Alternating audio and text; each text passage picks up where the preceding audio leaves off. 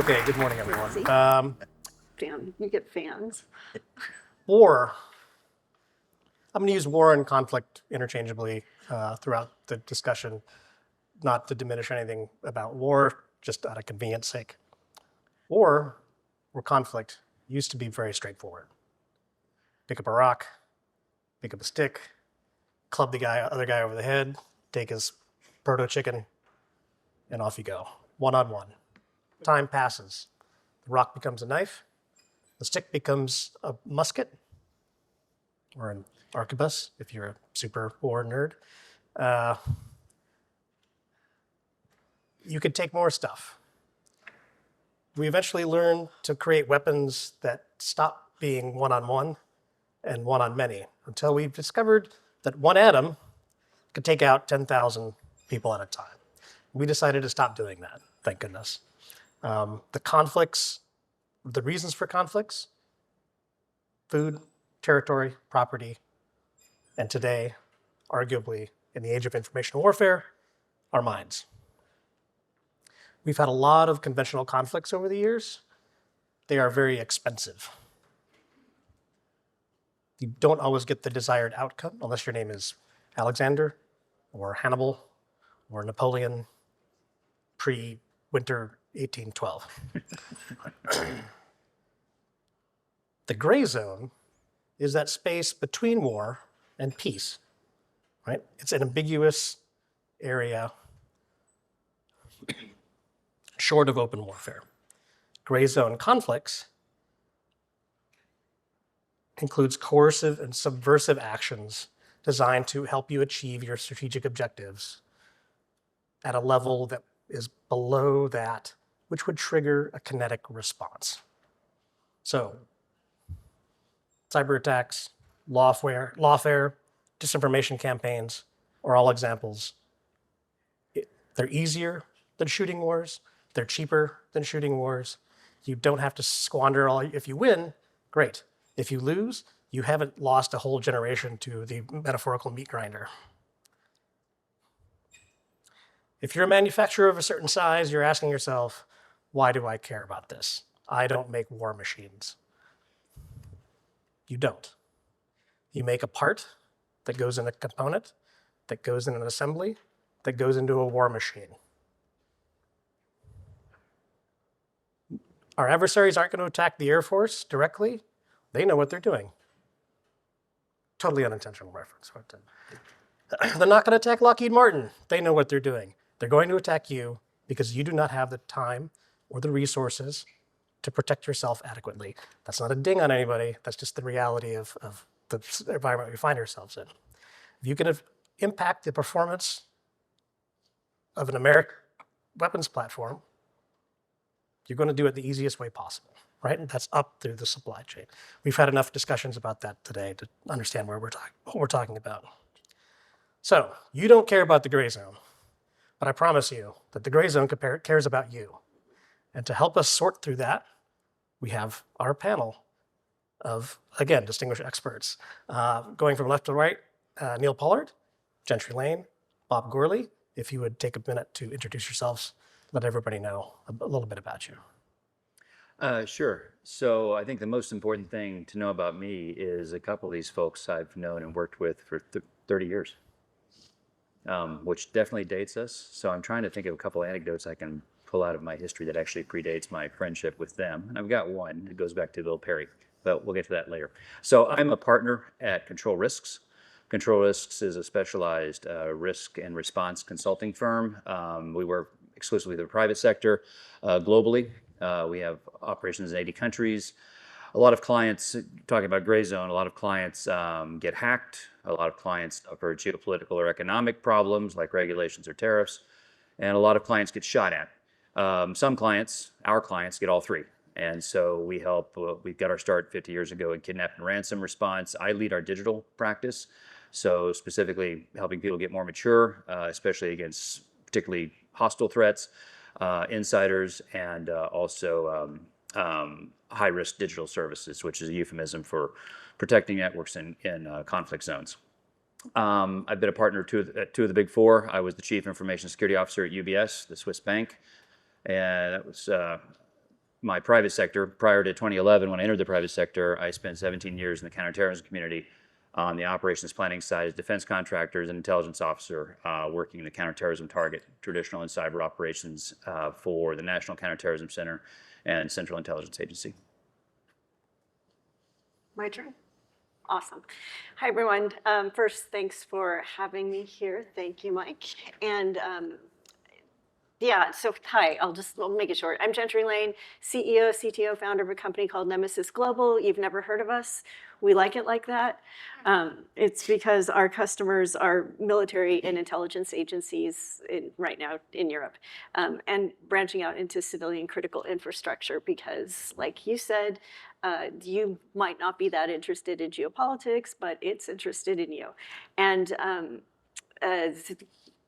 yeah, again, I'm older than I look, but we'll just say I worked at a federally funded research and development lab, the one that makes cyber weapons, and made some cool stuff that we spun out into this new company that has a solution that's totally different because we've been doing cybersecurity the same for the last 30 years.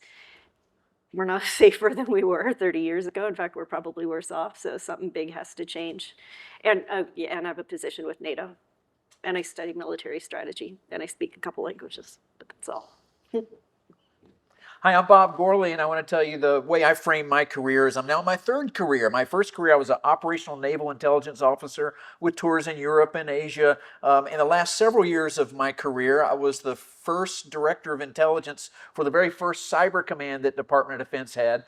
This was starting in 1998 to about 2002. These were the early days of this concept of cyber threat intelligence, driving cyber threat operations for the Department of Defense. That's where I met this great, incredible community of practitioners like Mike Tanji and Neal Pollard, who I've worked with for years since. My second career was a chief technology officer phase. I was a chief technology officer at TRW, and we were acquired by Northrop Grumman, and then I was the chief technology officer of the Defense Intelligence Agency. My third career after that has been working in the community as a consultant and a community builder. We have a small consultancy named OODA, which I think many of you may recognize as an homage to this Colonel John Boyd, the creator of the OODA loop concept. It stands for Observe, Orient, Decide, and Act. We do a lot of cybersecurity consulting, but also business consulting for companies that want to secure themselves or develop technology in new, unique ways. Our community is 350 executives that are part of the OODA network that meet together virtually monthly and in person periodically and in conferences yearly. Cyber and gray war is a huge recurring topic with this community, and I'll be trying to channel their thoughts as we get into the discussion. Fantastic. Thank you. All right. So directly into questions. Where's my guy? Prime contractors, when they win a contract to build something, understand that they are effectively enlisting in that service in the context of we're going to become targets just like the service is or the country is because we're building something that's going to come and hurt other people, right? Third tier subs don't get that. How do we keep the entirety of the DIB aware of the nature and the presence of the threat? Well, I'd love to give you my thoughts on that. Please. One, I think, is we need to be not just aware of the threat, but what we can all do about it. Even if you are on the smaller end of the spectrum as a manufacturing company and a third-tier supplier, or even a larger player, you need to realize there are lessons that have been learned that you can apply easily to make it harder on bad guys. And the harder you make it on them, the better. No one will ever be 100% secure, but you can make it harder on the bad guys. And we can also make you aware not just of those best practices, but lessons learned that folks like us have learned through the decades, like the fact that nobody can do it on their own. I'm not just talking about the smaller companies that, of course, could use some help, but even the mid-size and larger companies need to collaborate and network and share lessons and share indicators of compromise and share best practices. and work not just with each other, but with government to mitigate threats. So those are the key points I want to make. I think we do need to raise awareness with everyone. We need to make sure everyone understands there are best practices you can follow. And also, if you're part of this substance economy, which I think most of you are, creating substances that make the economy really work, you need to understand you can't do it on your own. Got to collaborate, work with government and others. Those are my thoughts. Work with government how? Well, there's many, many ways. One, consume information from the government. The government provides a lot of tremendous resources on what is the threat, what are indicators of compromise, what are best practices against mitigating the threat. But that's step one. Step two, if you join an ISAC or other ISAL for information sharing, you can contribute not only to the defense of your sector in the substance economy, but you can contribute to sharing into government. When there's a massive breach, you can definitely work with local law enforcement. They don't care that much. You can work with Secret Service. They don't care that much. And the FBI. If it's large enough, FBI correlates stuff and can help and come to your defense. I definitely encourage everyone to work with government. Yeah, I see it a little differently. I think it's an unrealistic expectation for anybody beyond the C-suite to even be aware of what's going on. And what's going on is 4 major threat actors have you in their crosshairs. And no one can hold their own against, China's cyber command. So we're kind of stuck in this weird place where there's a difference between cybersecurity and cyber national security. Cybersecurity meaning, protecting your company, and then cyber national security, protecting the nation, playing your part to protect the nation. Well, hold on. Nobody here has been trained you don't have access to the sort of battle intelligence you need. There's no synchronization. You have no leader. Like, we're kind of screwed that way. Whose job is it to whip the civilian sector into shape? Because you're non-combatants fighting a war. You're first and last line. I think, yeah, I have some strong feelings on that. I might save for later, but. So I'd say really 2 responses to that. First of all, what's the DIB? Because the defense industrial base has expanded. And you mentioned earlier that classical warfare, or whatever you want to call it, it was a lot cleaner. Well, a lot easier to look at a map and figure out where the lines were. Let's figure that out. But even World War II, which is probably the last total war, classical war that we'll have, certainly was the last time any nation state on the planet formally declared war against any other nation state. There's been a lot of shooting since then, but there have been no formal declarations of war. And the Allies, they took every opportunity they could to bomb Nazis, and that was a good thing. They also bombed ball bearing plants. So what's a ball bearing plant supposed to do against an Allied bombing raid? The Luftwaffe, they had some plans against the Allied bombers. They had fighters that went up and shot them down. Ball bearing plants didn't. But when you look at the defense industrial base, and when you look at how conflict has changed, on one hand, you do have 7 major DIB primes now, or whatever it is, making the big platforms. All due respect to the Navy, but especially the Navy. But for as long as you have fighter pilots and infantry persons and tank drivers and in 4-star billets, you will have large platforms. We have the United States has the world's first, second, and third best air forces, and still we feel compelled to have at least 2 tactical fighter programs going at the same time. Now I'm picking on all the services. So those will continue to exist. And I think Mike actually sketched it out. When you look at a relatively small platform like the F-35, all the stuff that goes into that, all the different suppliers and nth-tier suppliers, I promise you, there's not a program office in the Pentagon, let alone one person who knows where all that stuff is coming from. But then when you look at the future of warfare, and you look at companies like Palantir and Anduril, drone warfare, the first time the Russians, boy, am I dating myself. The first time, I'm sorry, but as you pointed out last night, we are about to spend Germans march across Poland to attack the Russians. The first time the Russians have done something against the sovereignty of Poland in a very long time was with a bunch of drones. Okay, these are not your typical DIB structures. And when you add in artificial intelligence, you add the providers and the data centers to that, you are looking at an unmanageable attack surface from a physical and a digital perspective. Getting your arms around all the different platforms and the ancillary and the secondary and the tertiary platforms, the role of drones in supporting combat air support, the role of drones in supporting indirect fire. Indirect fire, good old-fashioned artillery or rockets or whatever, but there will be unconventional platforms. So that means a couple things for the defense industrial base, however you define it. First of all, the days of consolidation are over, and I promised a Bill Perry story when he was something called The Last Dinner, when it was the last major consolidation of all the primes into the 7. He had all the heads, Martin Marietta, Lockheed.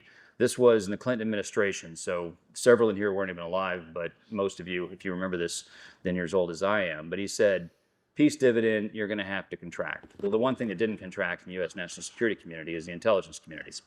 It kept doing what it does, and it's pretty fleet of foot. The wars of the future belong to the spies. The wars of the future no longer belong to military forces. So when you talk about operating in gray conflict, in the gray zone, that's what spies do. That's what intelligence officers do. They're used to working in the gray zone. Now, what that means, so what do companies do about that? I would say table stakes, first of all. And we do a lot of advise. I had one client, it was something that DIB has is the Civil Reserve Fleet, Civil Reserve Air Fleet, the craft, where if there is a big war, the Defense Department has agreements with rail carriers, with aircraft carriers, UPS, FedEx, the usual. And I was talking to one of them and was going into how a certain big Asian country shaped like a chicken had industrial control systems that had some back doors in the industrial control that, electronically, digitally could link back to headquarters if they wanted to. And they said, what, you want us to outspend this foreign country's intelligence services? And I said, no, I want you to enable multi-factor authentication. Let's start with that. Because if my cat can hack into your system, you're dead to rights against the Chinese, the Russians, whoever comes to like. So that is table stakes. If you are a healthcare provider and you are providing healthcare insurance information, and you hold some very, very personal information that can be used for compromise on military forces, on soldiers, sailors, Marines, whatever, you'll notice if the North Korean army comes goose-stepping through your front lobby. But will you notice if the North Koreans put workers into your IT? And that's something we're doing a lot with on building insider programs, so-called remote worker fraud. Now it's called the DPRK problem, where you have North Korean people on the payroll, mainly for sending hard currency back to dear leader, but for certain parts we're seeing it in untraditional DIB providers, including healthcare systems, where North Korean workers will get jobs. And that gives them hard currency to send back to Pyongyang. It also gives them access, right? Okay. Well, that's not a new fraud. I used to work for a large bank where we had the same fraud problem from IT offshore providers in India. If someone says they went to the University of Texas at Austin, ask them, did you live in Jester Dorm? What was your favorite bar on 6th Street? If they have no idea what you're talking about, they didn't go to University of Texas at Austin. It's not hard to get in front of that problem, but we're seeing it in droves. The FBI is seeing it in droves. If you work for a company that you're concerned about the infiltration of overemployed or remote worker fraud, call the special agent in IC3 in your local FBI field office. That's what you can do. You should actually be friends with that person. Am I on? You should buy that person lunch on a regular basis. Yeah. Be friends with your FBI people before you need them. If you buy them lunch and the FBI or some other government agency happens to see one of your computer systems beaconing to a known bad IP address, you might get a phone call from that FBI agent. They won't think you're weird, I promise. You really can't just call. And if you want an intro, we know a lot of them, so happy to introduce you. Okay, thanks. So countering gray zone threats requires, it's not just about cyber stuff. It requires managing a portfolio of programs, physical, technical, personnel, which is a bridge too far for a lot of companies at a certain level. What should primes or larger companies be doing, or should they be doing something to help get resources and awareness down the supply chain? Well, I got to tell you, even after spending years at TRW and Northrop Grumman and working in government with lots of integrators, I feel unqualified to really give you the right answer because it's such a complex situation.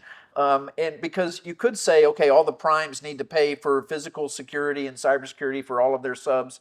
And what has that done to the cost of our products? And what does that do to the overall economy? It's complicated. And I really feel like I'm not qualified to give a good, accurate answer. Just to say that, man, I admire that problem. We need to sort it out. And maybe if Gentry can't give us an answer, Neal will give us the final solution. They should call banks. Should I explain that? Okay. Please, Yeah, do go on. sorry, Alex. So it's going to oversimplify the problem we're talking about. Let's call it third-party risk management, okay? Third-party risk management, getting your hands around and then getting control over your suppliers and the risk they're introducing. The risk they're introducing could be the software. And let's take a pause for a second. First of all, recognize what a lot of people in the government have been doing for the past couple of years of secure by design, shift left, software, SBOT, whatever it is, trying to get the software producers of the world to stop producing code with flaws. There's no economic model to support that yet. It's a great thing. It needs to be hammered, but it is also technologically very difficult. But let's set that aside. That is one way that third parties introduce risk into your ecosystem. Another is if they have connectivity in your system. Connectivity, however you define, whether they actually have connection to your infrastructure, digital connection, or they are providing widgets and you're putting those widgets into very deep, dark parts of your aircraft. And then thirdly is if they have sensitive data. Sensitive data could be your employees, sensitive data could be your blueprints, or your molecules if you're big pharma, or your geology if you're an American oil exploration firm and the Chinese want to beat you to the punch on an oil basin. So this is something that no industry has been able to figure out, especially at the control. What do we do to exert pressure on our third parties to at least enable multi-factor authentication, to at least tell us if they are putting our sensitive data into a fourth or fifth or sixth party, nth party AI back office support function so payroll gets distributed or whatever it is. How do we even have insight into what risks they're aggregating upstream to their providers and introducing into our environment? And how do we make sure they're doing it? That is not, banks are a good place to look for best practices in cybersecurity because they have money, because they're banks, and they also have massive regulation, massive, ungodly regulation, crushing regulation. It's one of the most inefficient industries in the world. Because if I haven't given you the indication that I really don't like bank regulators, I don't mean to give you that indication, but man, they made my life a living, screaming hell for good reasons. But the regulatory pressures and the innovation for third-party risk management that has come out of the financial services sector, the easy problems have been solved. The hard problems have had a really good yeoman's effort on it. And the really, really hard problems, like the AI problem I figured out, they're going to be on the forefront of figuring out because they have to be, because the regulators are going to be beating the living hell out of them. Okay, the defense industrial base has an entirely different and very little overlapping set of controls. They have the DFARS. They have all the different federal acquisition regulations. They have terminate for convenience clauses in every single contract. It's the only industry I know of where the customer can say, I don't like the sweater you're wearing. I'm going to cancel your contract, and you can't sue me for that. Banks do get sued for that sort of thing. So I think, and I've never heard of this conversation happening yet. That's why I think it should happen. If the people who are responsible for, grossly oversimplifying, third-party risk management, supply chain risk management, whatever, would talk to the people in the banks and the other heavily regulated, wealthy industries that are also responsible for this, I think that would be a very creative, innovative conversation. Because I've never heard it happening yet. because banks never get breached. They get breached all the time. Uh-huh. Some banks even hire former CIA officers as their chief information security officer. So here we're saying we have a gray zone conflict, a real live war, and your solution is let's put some more regulations on it. Well, no, my solution is not put regulations on it. My solution is the DIB, who has their own different set of controls, should talk to a industry that has an entirely different set of controls, and what innovations have they come up to meet both security and compliance? Because I can tell you, as someone who's responsible for it, I understood the stark difference between compliance and security. I understood just how much to spend to get the regulators off my back. I also understood just how much to spend to manage the threats to a business risk level, which is not reduced risk to zero, because it would be a good idea. They should talk to the industry that hasn't been hacked yet. Once they realize those people don't exist, or they're up, hanging out with Santa Claus, then they'll turn to the ones who get hacked relatively least, or who at least spend a lot of money trying to come up with innovations. And the innovations that the DIB have come up with, which are interesting but not sufficient, and the innovations that the financial services sector and other heavily regulated sectors have come up with, both to stay ahead of the regulators and to stay ahead of the threats, Those innovations are interesting and not sufficient. My suspicion is there's not a lot of overlap in those innovation sets. I'd be curious what comes out. And nothing more may come out than a very well-funded dinner if the banks pay for it. But it's not a conversation that's happened yet that I know of. I hope I'm wrong. We're here to help these guys. You guys work for the DIB, right? Yeah. Okay, call banks. That's what I started with. Yes. But then you'll just, again, hear a lot of things that you probably can't afford. Multi-factor authentication is cheap. You guys are hopefully already doing it. Controls on third-party risk are not expensive. And again, we're not talking about outspending the threat. Or if you don't want to call banks, call me, and I will introduce you to the banks. You good? Oh, next You one, good? go for Okay. it. All right. So let's make this a little more fun. We'll red team this a little bit, and you're the adversary. All right. You're trying to impede the America's ability to project power around the globe. What sectors of what manufacturing sectors do you target, and why? And does that change if you're a near peer adversary or a non-state actor? No. Oh, yeah, non-state actors will go for the wealthier ones because they're probably going to ransom them. Okay. Near peers are looking right now to get embedded to sabotage or deny, disrupt, essentially, business continuity. And yeah, I'd go after transportation, agriculture, and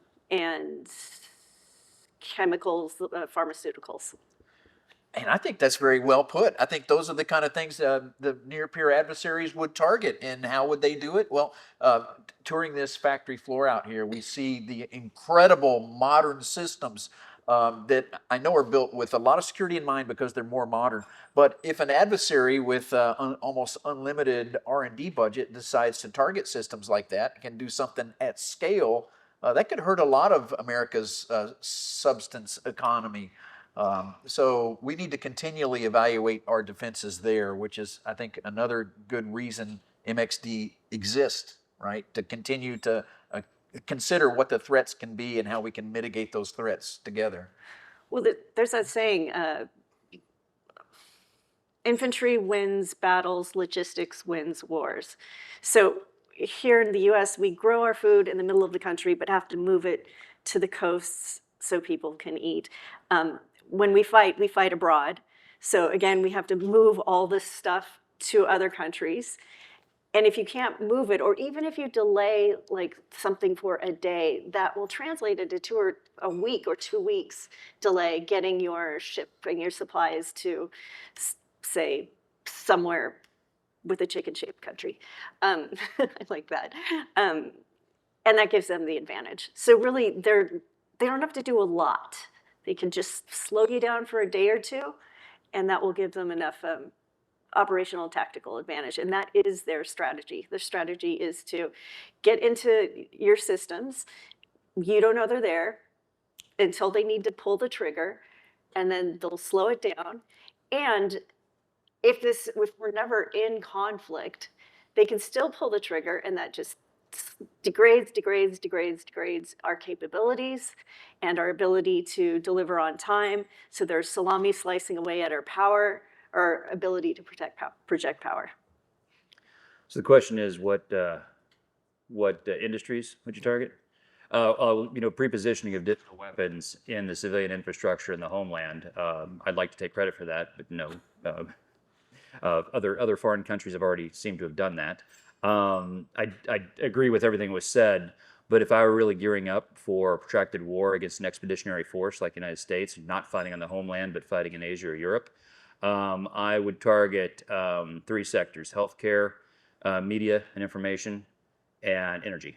Healthcare and media and information, because if you go on my earlier premise that wars of the future will be a spy's war, then media and information is where you can do the disinformation campaigns, which the Russians are really good at, and So is Iran. and Iran's very good at it too.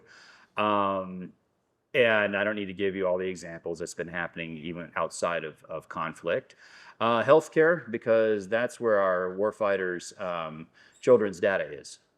That's where our warfighters' family and health data is. And if you want to really distract someone from what they're doing on the battlefield, you threaten their family at home. It's a shitty business, but I've seen it happen. Then energy, because again, we're talking about an expeditionary force, which means any AI, which I'm assuming there's going to be a lot of AI involved in whatever we're doing over there. Any AI will be serviced by data centers abroad, not in CONUS. And from what I've seen, data centers still haven't thought through all the different threat and risk angles of a data center, especially on energy. Data centers across Europe are still reeling from the pucker factor that was introduced when Russian gas was cut off for the HVAC systems powering all these data centers. That is a massive problem where people responsible for securing data centers that are powering AI as we know it. You got a group of people that are thinking through the physical security, and some of them just practice marvelous physical security. You got a totally separate group of people, sometimes talk to the others, sometimes they don't, thinking through the digital security. And the big providers have impressive digital security too. And there's a totally different set of people, usually geographically and economically far removed, that are thinking through the geopolitics of it. Where are we putting our data centers? What are the energy provision needs? Where is that energy coming from? And I don't mean the local power plant. I mean, where is that coming from? And those folks, in my experience, don't talk to each other a whole lot. But I can tell you an adversary wants to hit us in the AI side, will go after the data centers, and the energy is probably, to me, the simplest and cheapest. By the way, all three of those industry, pretty simple and cheap to go after. Great. So this panel has been wildly successful, and at the break, the manufacturing company comes up to you and I've seen the light. What are three easy wins, first steps that they should take to help harden themselves against these threats? They can't be the same three. So. Call banks. Don't try to outspend your adversaries, just focus on table stakes. And what was the first one I started out with? Whatever the first one I started out with was, I can't remember what that was now. Yeah, I think it was the table stakes one. Okay. Yeah. I start with those two. Yeah. You can do those two. And communicate with other industries. And the reason why I was calling for the conversation between the DIB security chiefs and third-party risk chiefs and those of heavily regulated sectors is because I don't know what will come out of it, but I haven't seen that conversation happen. I hope I'm wrong, but I just haven't seen it happen. It didn't happen when I was in that seat. Me? I say there's nothing you can do. We're all going to die, kind of. Yes and no. You can't. You can't hold your own against a nation-state army. No one can. Together, we could. If everybody was equitably armed and there was a leader and a strategy and synchronization and bilateral intelligence exchange, which is what I built. So again, I hate when vendors talk about their solution on stage when we're supposed to be talking about something else. So just come ask me what the hell you're doing. The cyber domain is a war fighting domain. So it's just like land, sea, air, space. Nobody expects you to defend yourself, from in the air domain. Like if someone's sending a drone and nobody is expecting you to be able to counter that drone. I wish we could, that'd be so much fun. But I think it's unrealistic for the DoD to expect you to defend yourself against nation state militarized cyber commands. And I guess, my recommendation would be let's get together and start lobbying Congress that you should get your cyber stuff reimbursed at minimum. Can I add my third one on? I do want to reinforce something she said, which is get used to operating in a compromised environment. It's what CIA calls Moscow rules. This is a denied environment. Well, that's different. That's assuming on the offensive side. But on the defensive side, get used to operating in a compromised environment. Assume a state of compromise, which emphasizes less on prevention and more on awareness and intelligence and resilience. Now, resilience is expensive.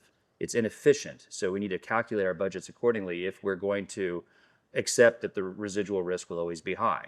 It also means no more consolidation of the DIB. It means, the Bill Perrys of the world will no longer be having last dinners of saying, okay, you all need to consolidate and find efficiencies, because there is no efficiency in operating in a compromised environment. But there is resilience and there is robustness, and it gives you many more options on the fly because you're being inefficient, but you're being very robust. Well, I'd circle back to something I started with at the beginning, which is There's so much knowledge on how to reduce risk in cyberspace. Free knowledge, best practices on how to reduce risk and build in resilience that you can apply whether you're big or small. And take advantage of that knowledge and defend your piece of cyberspace as best you can, even though it's absolutely true if the PRC's MSS decides to make you their primary target, you're going to get compromised. You can at least give them a hard time and have implemented a program that raises your defenses. Now, you should also be prepared to be surprised. No matter what size you are, whether you're small or very big, one thing the adversaries have shown us through decades is they will find a way to surprise. They might not penetrate your endpoints. Endpoint defenses are getting so strong that they find other ways to do it. And frequently now they're penetrating at the network level. If they can be on a router, if they can be at your ISP, if they can be in our telecom fabric, why do they even need to go to your endpoints if they can read every single thing you're doing? As an example. So you need to stay abreast of the current threat intelligence and what's happening there. But in doing that, it's really to inform your defenses and be prepared for incident response and how to mitigate any issues. The good news is, as I mentioned, there's been so much work, so many lessons learned. If you're part of MxD, you have this tremendous resource here in Mike that can keep you informed on this stuff. And it's also a venue where you can interact together and share lessons learned. There's also the ISACs and ISALs that provide best practices and lessons learned. The government's DHS's CISA provides tremendous information on indicators of compromise, and not just the exploited vulnerabilities and a massive list of every vulnerability there's ever been. They maintain a shorter list of known vulnerabilities that are currently being exploited. So that can help you prioritize what you patch. So there's so many insights here and things you can do. But as we've also all mentioned, we need to collaborate together because no one can do this on your own. If you're in the substance economy, we're all really depending on you for that. And I think we appreciate anyone in the substance economy because, as you've heard 100 times over the last 2 days, that's really what the DoD depends on to be able to execute their missions. I'll add a fourth thing. Call this guy. Yeah, Keep in touch with this guy. Let's not get carried away. Yeah, I know he's being all modest, but he's actually a really big deal. Yeah. So All right, enough. they would keep blushing. All right, thank you very much. Our panelists, thank you. All right. Thanks. Yeah, Questions? add me on LinkedIn. Yes, there, my guy, there he is. So, we hear two conflicting things. So I kind of agree with if a nation state's against you, the only way I can think of is air gapping because at least they have to clear customs and show their face. So PRC's far away. That's, if you're a small business, so you can think of. So I'm like, segmentation, that's good. Physical segmentation, scissors are the greatest firewall. However, everyone these days is saying connect everything because we need analysts reading how fast your factory's moving and trying to improve it. And there's some cool investigating ways. it. Right. Now with the AI, I'm like, okay, run local, don't use cloud-based. But how do we deal with the analysts where they might not want to run a cable all the way to their factory, or at a large company, you have an HQ, they want to look at and have telemetry and have cameras on there. And there's some cool stuff. How do we reconcile the, let's look at all of our data and air gap everything because that seems to be the only thing that can work against nation states dropping OODAs everywhere? You know, I have not been in every factory in the world. I've been in a few factories and production centers in a couple different parts of the economy. And generally, if I'm there, I'm doing some sort of cybersecurity assessment, and the manager or the leader will almost always lead with the fact that we're air gapped. And by the end of the conversation, we find out that, well, that's not exactly true. There's so many connections that people don't know about. So I don't even think air gap is a possibility anymore. But encryption and smart architecture is a possibility, including encryption of data at rest whenever possible. It's not always possible, but when you can, where it's pooled in places. And then that encryption along the telecom sector, if that's well encrypted in telecom, then the adversaries have a much harder time of reading that data. So a smart architecture, depending on your size and your plant, is an important piece of this. But I think it's futile. I think trying to It's like build a wall. Like, I, we could, I guess, put every company under, plastic or, a glass dome or something and don't let anyone in. That doesn't, it totally, especially when you're in manufacturing, um, time up is everything. So again, the bad guys don't attack us on land, sea, and air. Why not? Because lots of reasons, but the main one knowing is they know they'd be hit back from the world's largest, most lethal military. But wouldn't you agree that we should at least make it harder on the bad guys? Yes, but I also think we should be figuring out, or not, I think we should be treating the cyber domain like all the other warfighting domains, taking the pressure off the little guys, putting it back on our military, because they're the ones responsible for national security. The DoD is not, well, you can be a little bit, you should be a little bit aware. But yeah, I mean, this is what, look, our government gave me millions of dollars to figure out how to do this. So yeah, and we figured it out. The question is how to get a condition of, we call deterrence by denial. How to make the bad guys look at America and say, look, we're not gonna fly drones in. We could, it's nothing gonna stop us. We're not gonna, send a submarine up close. We're not gonna do a lot of those things. But they look at us in the cyber domain and they're like, ha ha ha, if they're French. And it's just like free pickings. So we need to make it, so it's just not worth it to them to attack us in the cyber domain, just like it's not worth it for them to attack us in the other warfighting domains. My advice is, first of all, make sure that analyst, if they're in a sensitive position, is not an insider threat, is not, a remote worker. Now, if you're a prime, chances are the analyst has a security clearance. Okay. Raise your hand if you have a security clearance, and raise your hand if you've ever read any stories about people with security clearances selling secrets to foreign adversaries. It happens. But what I think the premise of the topic of this panel to begin with were those second, third, nth party providers that do not have security clearances, but do have access into the end platform in ways that are hard to anticipate. Again, this is a problem, and it's a growing problem of remote worker fraud. So that's one thing. But that means bringing your HR department into a conversation that is not very expensive and getting them as part of the control set, which is not very expensive, but culturally can be very difficult if they're not used to having those conversations. HR is not traditionally, this is changing, fortunately, because of the insider problem, but HR is not traditionally a partner in the security apparatus. And sometimes they just don't like to think of their employees as potentially bad. It happens, but one of my intelligence jobs, my department chief was a very devout Polish Roman Catholic, and I pulled duty that month for the counterintelligence referent, which means my job was to do the file reviews of all of our assets we had in the book and see if there are any bad guys. And he said, "Okay, Pollard, you're up for CI referent this month. 1 out of 12 of them is bad."